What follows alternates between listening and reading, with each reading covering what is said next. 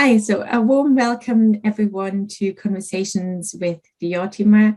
Today we have as our guest Jasper Reid. Jasper, you are a senior lecturer of philosophy at King's College London, and you hold a PhD from Princeton and a BA from the University of Cambridge. You have an impressive publication record, and you've written on many themes and many different figures within the early modern period.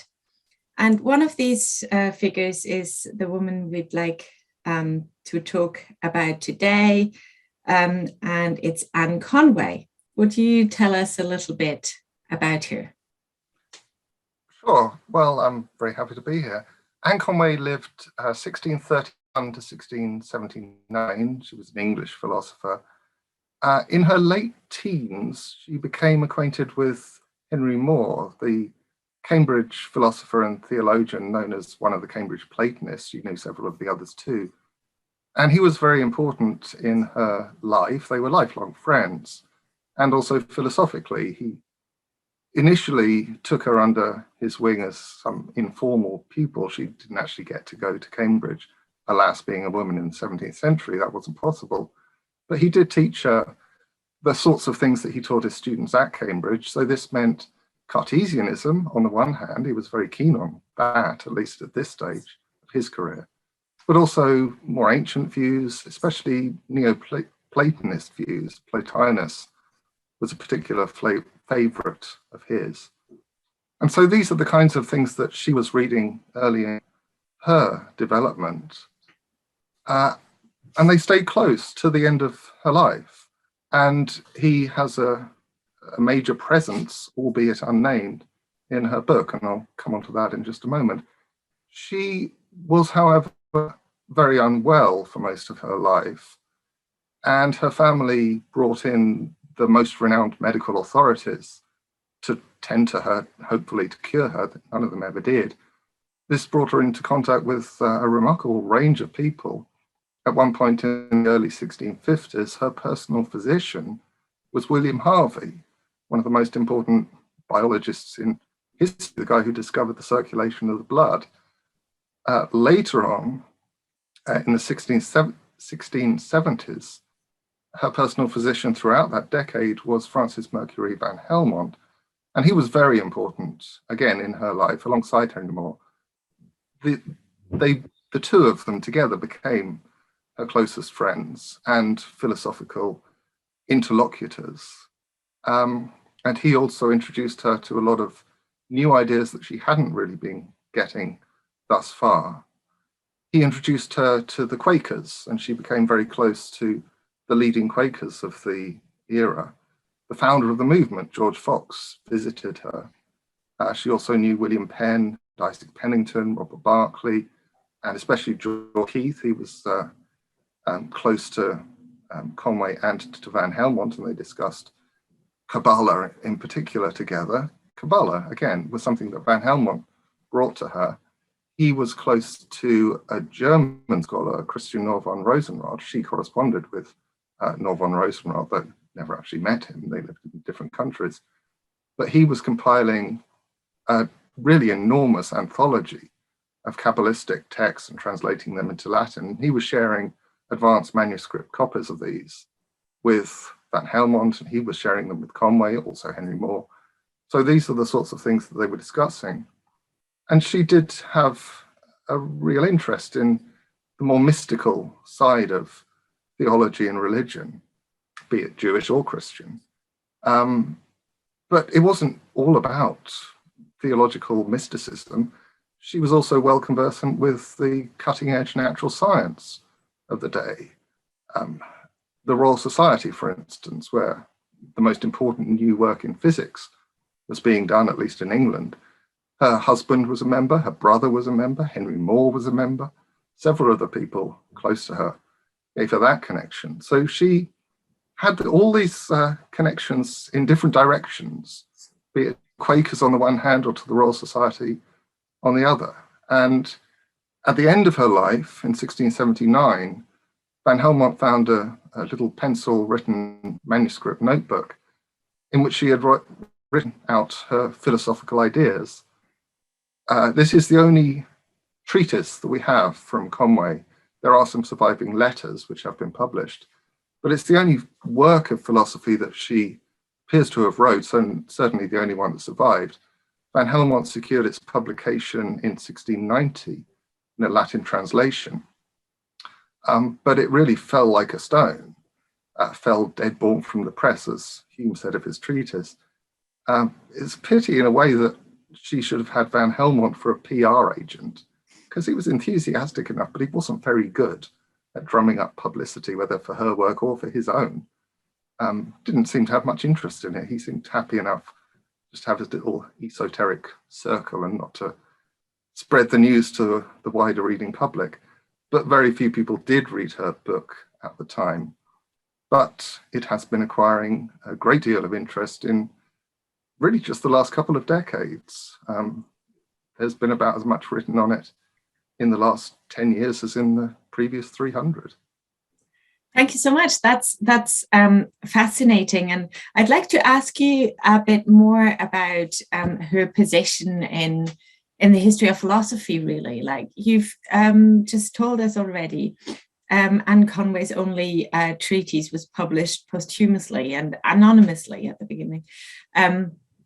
Although Leibniz read her work and commented favorably on it, her system has mostly been kept out of canonical teachings of philosophy for almost 3 centuries. And most of what we know of her work has been written in the last 2 decades or so.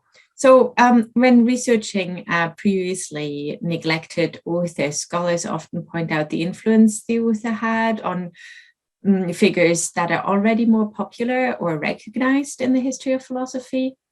And in the case of Anne Conway, this has been done with Leibniz. It's been claimed that she's influenced Leibniz's theory of monads, and with him representing one of the most famous authors in the era, this was taken to be of significance. But in your article, Anne Conway's Circle on Monads, which is published in the Journal for the History of Philosophy, you make a very strong case that Conway, in fact, differently to Leibniz, did not have a theory of monads.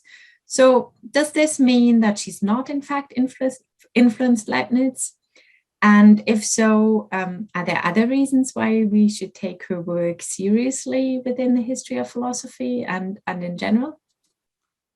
Well, no, I don't think she did influence Leibniz. And I think even those who have found affinities in their views were really overstating them in suggesting that, that there was an influence. Or to the extent that they agreed on certain points, it was more just that their thoughts were down parallel paths. But Leibniz was really the only noteworthy figure of the time outside those whom she knew personally who did actually take notice of her work. He didn't know her personally. He did know Van Helmont personally. They were friends. And it was almost certainly through Van Helmont that Leibniz acquired a copy of her book. But we know that he did read it. His own personal copy still survives. We can even see the certain phrases and sentences that he underlined as being especially worthy of note.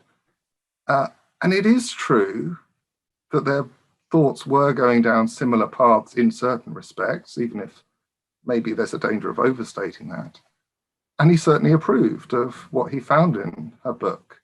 He mentions it with approval in several places, most prominently, and I have the passage right here, at the start of his new essays on human understanding, book 1, chapter 1, Leibniz says this, that he now sees how to make sense of those who put life and perception into everything, e.g. of Cardano, Campanella, and better than them, the late Platonist Countess of Conway, and our friend, the late Monsieur Franciscus Mercurius van Helmont, though otherwise full of meaningless paradoxes, together with his friend, the late Mr. Henry Moore.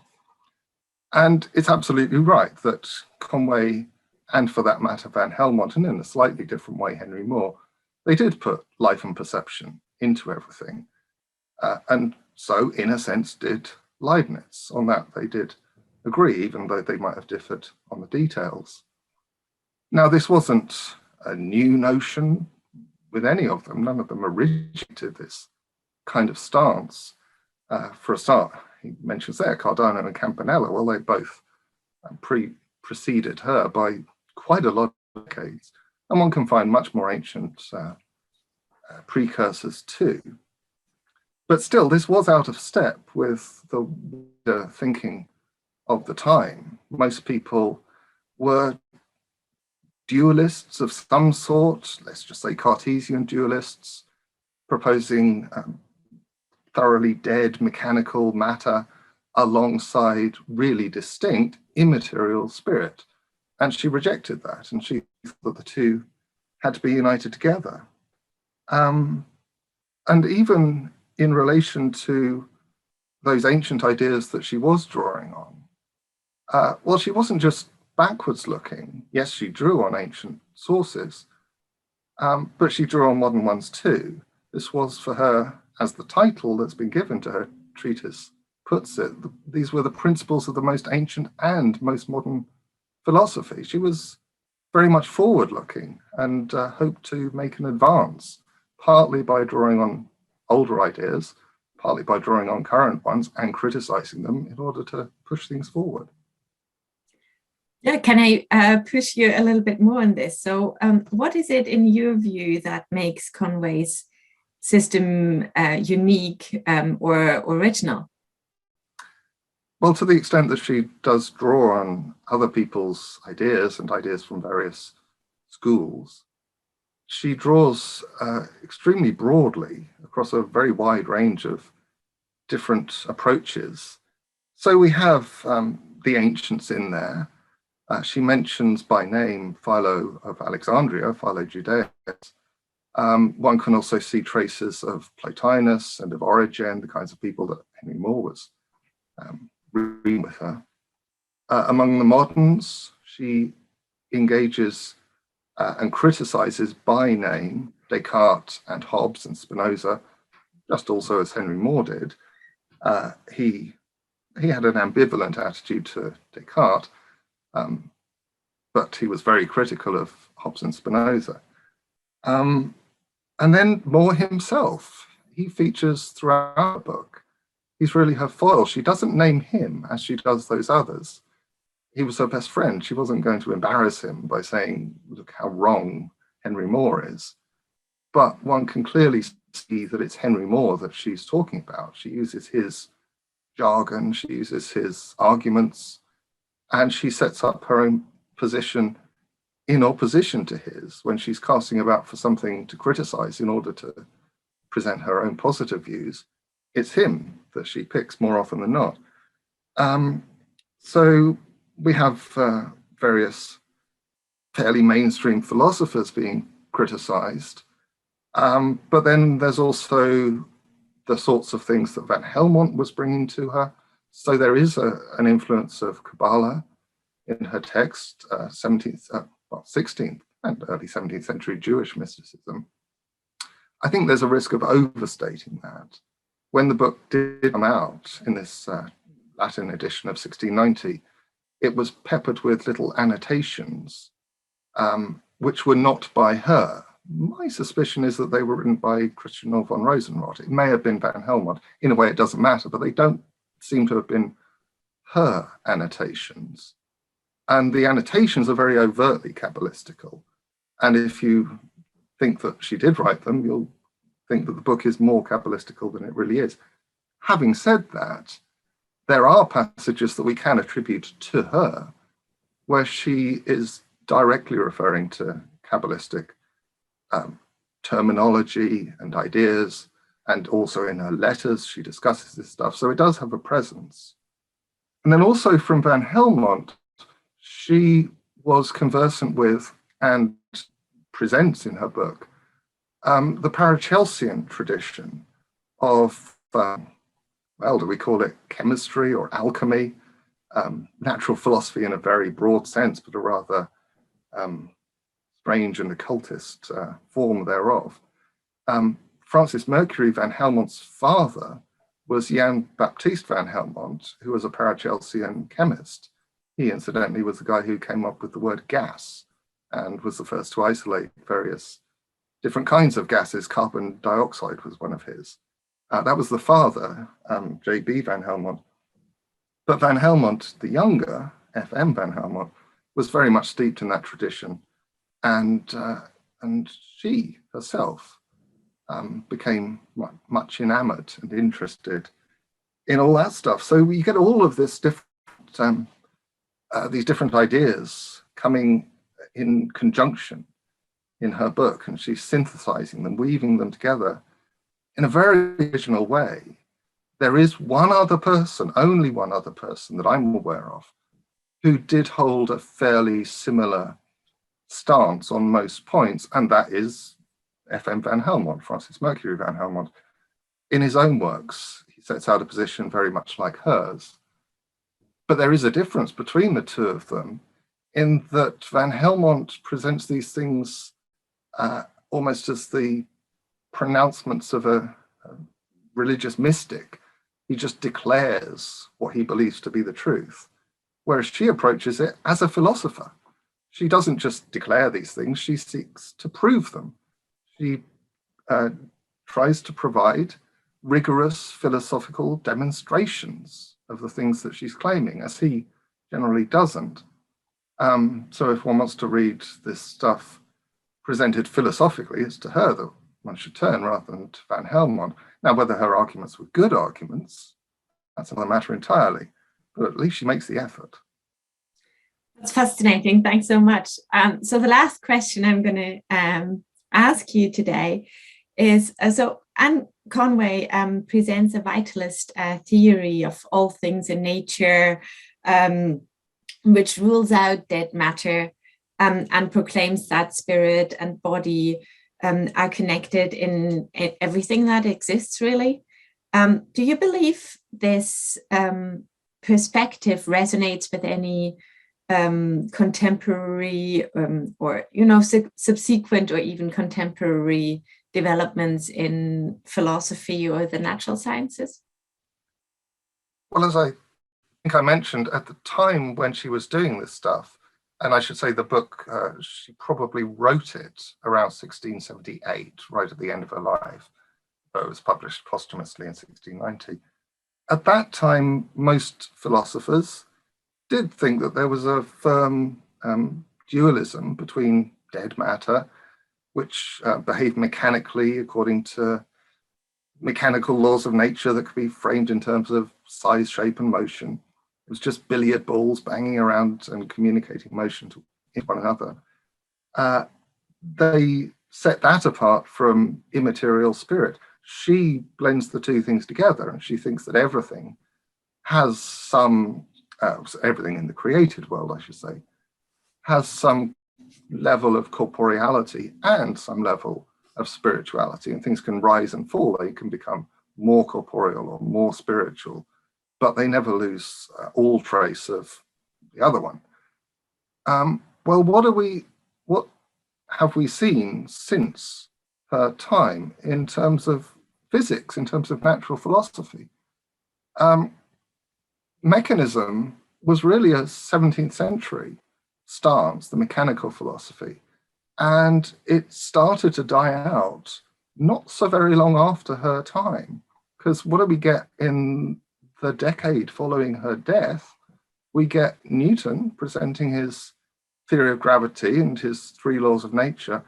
What Newton does, which hadn't really been there in, let's just say, Cartesian physics, introduces a notion of force. And then alongside that, we have Leibniz, who is introducing a notion of energy, kinetic energy in particular. And later on in, I suppose, the 19th century, we get theories of electricity being developed, electric charge. And in the 20th century, a mind-boggling cornucopia of exotic quantum mechanical properties. This is all reintroducing some form of vitality into matter. It's not just billiard balls anymore. It's not just about size, shape, and motion. Things like charges and forces and energies, the terminology might be different, not so very different actually.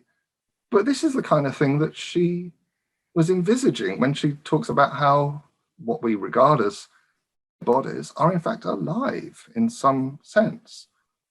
Now, at some points, it should be acknowledged that her own scientific views had already been largely discredited even in her own time.